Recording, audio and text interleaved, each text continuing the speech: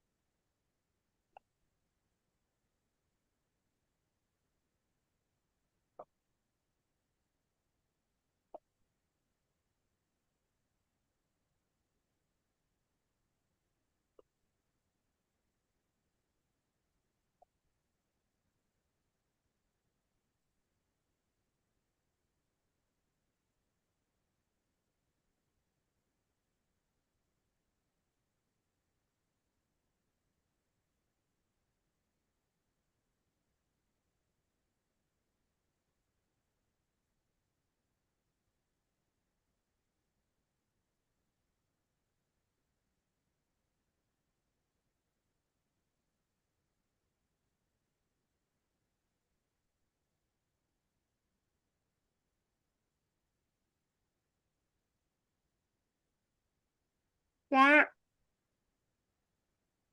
biết ơn chị. Dạ rồi, Dạ. cho nó xong đi cô. Đằng nào mình cũng xong, cô không được chữ nọ thì mình cũng được chữ kia. Trời ạ, ôi nhờ. Dạ vâng. Nhưng mà hôm qua chị thấy tuyệt vời không? Đúng là hôm qua Ờ, thầy vô phòng nhỏ mình mà em như để ý thầy vô phòng nhỏ mình là thầy chết luôn rồi đó. Tức là thầy đã vô phòng mình là thầy chết ngắt luôn rồi đó cho đến khi ra thôi chứ không có khi nào mà thầy nhảy ra được. Dễ thương gì đâu. Trời, công nhận hôm qua tuyệt vời, em ấy cũng nhận là tuyệt vời. Ừ. có cô Hà là quân sư là ngon rồi. Tự nhiên thật ra em nghĩ cái đó cũng nó cũng nghĩ xong em bảo là trời chắc phải tự nhiên nói với chị thế là xong rồi đó được luôn coi như là được luôn.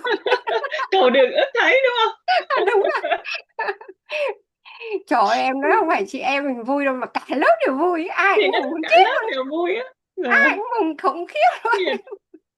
luôn. Mình nắm cái đúng Tại cái vì biết sao không? Lớp mình đó hôm vừa rồi á, là cái tuần vừa rồi là làm cho thầy rất vui, đúng rồi, đúng rồi, làm đúng. cho thầy rất vui, cho nên là cả nhà đã coi như là thể hiện hết sức mình rồi, cho nên là thầy rất là yên vui rồi, cho nên là xin gì cũng được, chứ còn nếu như Yên hôm tâm, đúng rồi. tôi thầy Kiểu yên như tâm. thầy cảm giác là công sức thầy bỏ ra như thế là có thành Ờ, quả đó, mình có nó có thành kết quả rồi, quả. Ừ, có quả rồi, đúng cho rồi. nên Mặc thầy dù vui. rõ ràng cái phần phần quả đấy là thầy đâu có cần phải phải làm gì nhiều đâu, nên thành Ờ, ra không, ý không, em không phải nói là không làm gì nhiều mà ý là thầy tụi mình đã tự làm, chị thấy không, tụi đúng mình đã rồi. tự làm Ờ, hết cái phần đúng để làm một rồi. cái nhóm như vậy để trình bày như vậy mà thầy ngon, Ờ, thầy ngon ấy nên thầy rất là vui. ờ, thầy rất là vui, cho nên là thầy làm vậy là được rồi, Dạ đúng may rồi, quá luôn. hay quá. Ừ. Dạ rồi mình đọc ha chị Dạ ha. mình đọc nghe. Dạ. Rồi anh xin phép mình cứ đi đi, được từ Chị đi nào thì được. cọt không, chị có đi cọt không? Dạ anh phát rồi, anh phát rồi con. Dạ, dạ, dạ Dạ. vâng. Wow. One, Dạ. two, three ha. Dạ. Day, day one, three, eight. July Bắt lại. 26. You of course.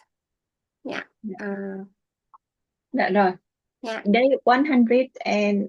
And 30, 30, 38. 38. Uh, You, you of course, have uh, of course recognized that haven't this recognized chapter that cover a subject subject with which cover a a subject majority of with people which a are not majority familiar. of The, people are the not sixth familiar. then is the The subject that second will is a be the subject great that will interest be of and great benefit to the interest person and whose benefit to aim the is to persons whose accumulate. arm is That's well, and accumulate. it is not That's claim well. the But attention it of need not these who claim desire the a more attention of moderate. those who desire a more modest and report Henry Fox undoubtedly undoubtedly understands and understand makes and make practical use practical of the use of sixth the sense. Despite business and financial operations make it necessary for him to understand and use this principle.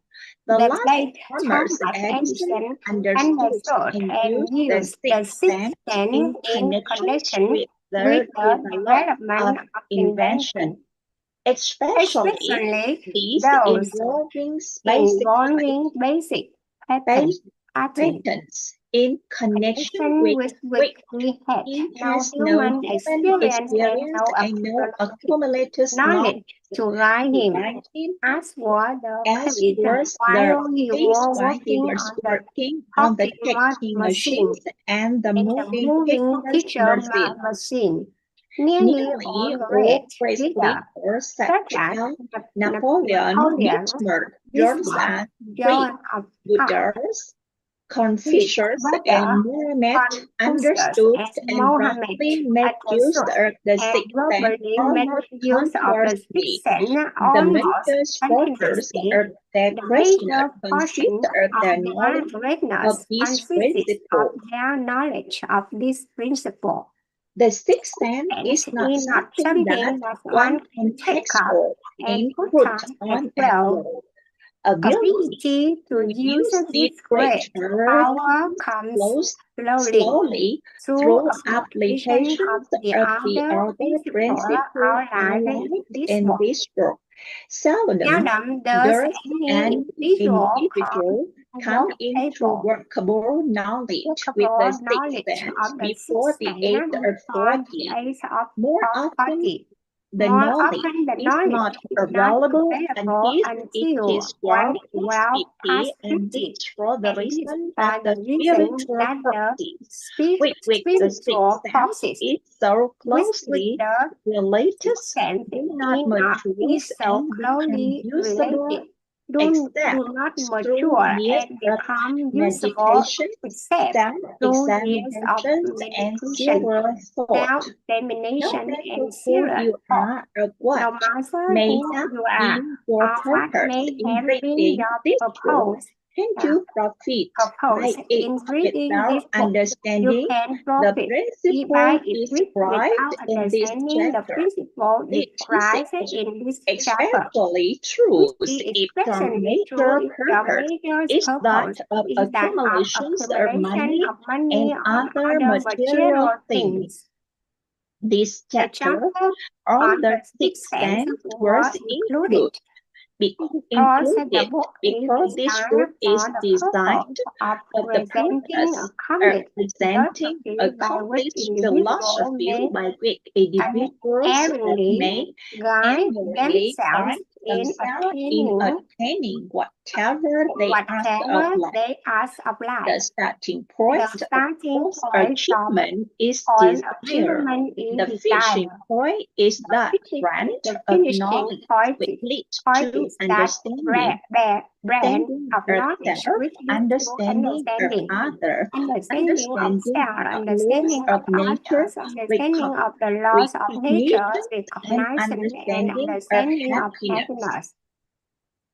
This sort of understanding comes in its fullness only through familiarity with and use of the principle of the sixth sense. Hence, that principle has to be included as a part of this philosophy for the benefit of those who demand more than money.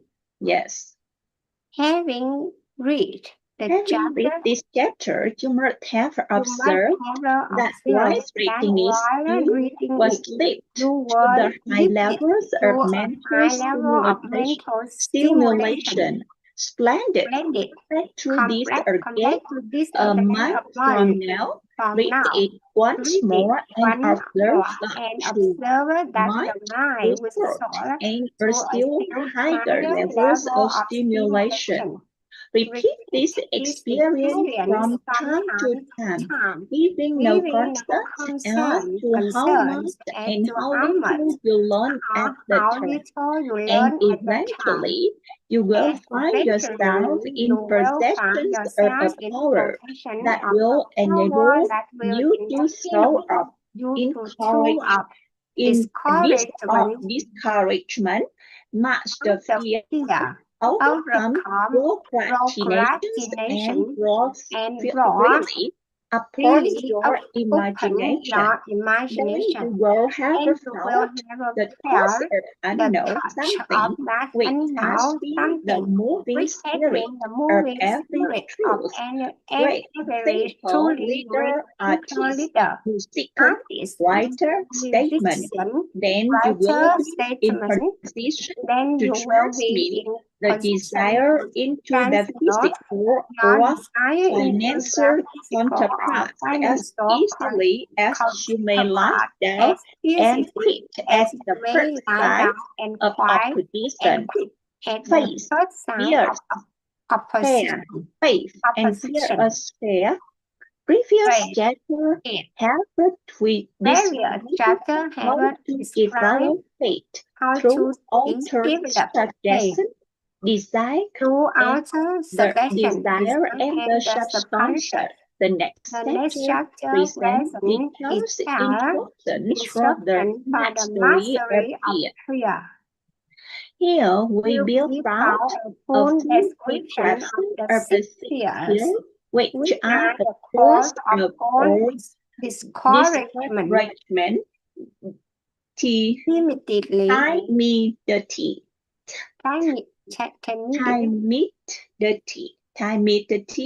procrastination,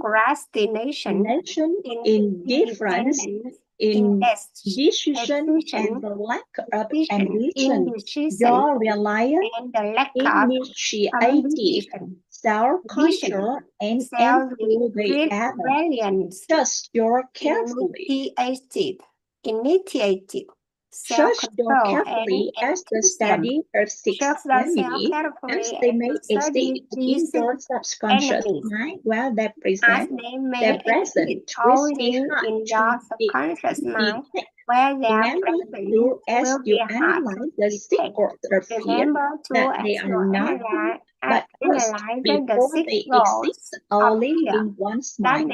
Remember only when the worst reactions of uncontrolled imagination transport most of the damage people have done to their own minds. Therefore, can be as dangerous as if they live and work on the earth in physical body. The worst of the fair property which sight in the minds of millions of people in 1929 was so rich that it caused the worst business depression this country had ever known. Moreover, this particular worst still frightens some out of it. Particular ghost still frighten some of us out of our wits. Day 139, June 27, Chapter 16. How to outwit the secrets of fear. Take inventory of yourself as you read this closing chapter and find out how many of the words are standing in your way. Before you can put any portions of this philosophy into successful use, your mind must be prepared to receive it. The preparation is not difficult. It begins with study, analysis, and understanding of 3 enemies which you shall have to clear out. These are indecision, doubt, and fear. The 6th sense stance will will never function while these three negatives and any or of any of them them remain in your mind. The members of this unholy trio are closely related. While one is found, the other two are close at hand. Indecision is the seeding of fear. Remember this. As you read, indecision crystallize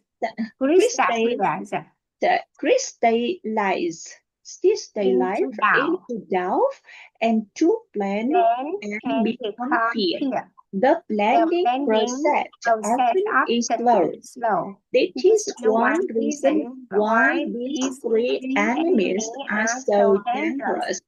They germinate and grow without their presence being observed. The remainder of this chapter describes them and which must be attained before the philosophy as a whole can be put into practical use.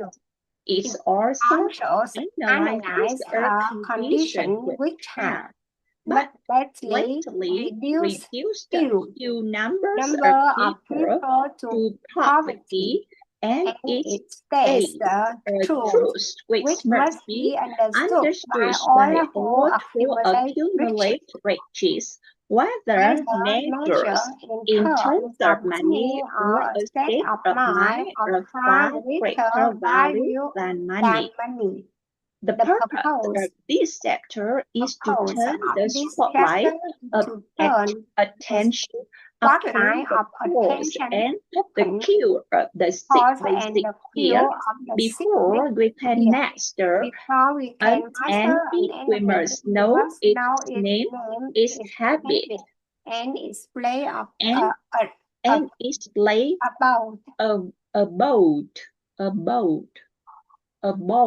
you read, as you analyze yourself carefully and determine which, if any, of the 6 common fears ever attach themselves to you. Do not be deceived by the habit of these subtle enemies. Sometimes they remain hidden in the subconscious mind, while they are difficult to locate and still more difficult to eliminate. The 6 basic fears. There is the 6 basic fears. There are 6 basic fears with some combination of which every human suffers as they one choose another. No people are fortunate if they do not suffer from the entire 6 named in the order of the most common appearance they are. The fear of poverty at the bottom, the fears of criticism most at once, the fears of ill health, worry, the fears of love of someone, the fears of old age, the fears of death. Nỗi sợ mất tình yêu với ai đó, nỗi sợ cái già, để sợ già sợ chết, sợ già sợ chết, sợ già sợ chết, sợ nghèo khó, sợ chỉ trích, sợ ốm đau, sợ mất tình yêu, sợ già sợ chết. Tại ra mình làm này, mình học này, mình chả thấy có cái sợ gì nữa chị ha. Đúng rồi. Mình cứ tiến lên thế thôi, cái tự nhiên mình chả có cái nỗi sợ nữa. All other fears are the minor importance. They are be put under these 6 headings. The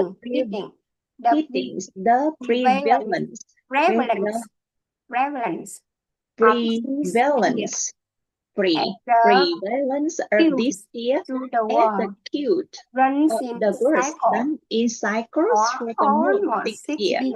Why the dispersion was on We flout flounder in the cycle of fears of poverty. Nỗi sợ nghèo đói này. During the World War, they were in the cycle of death.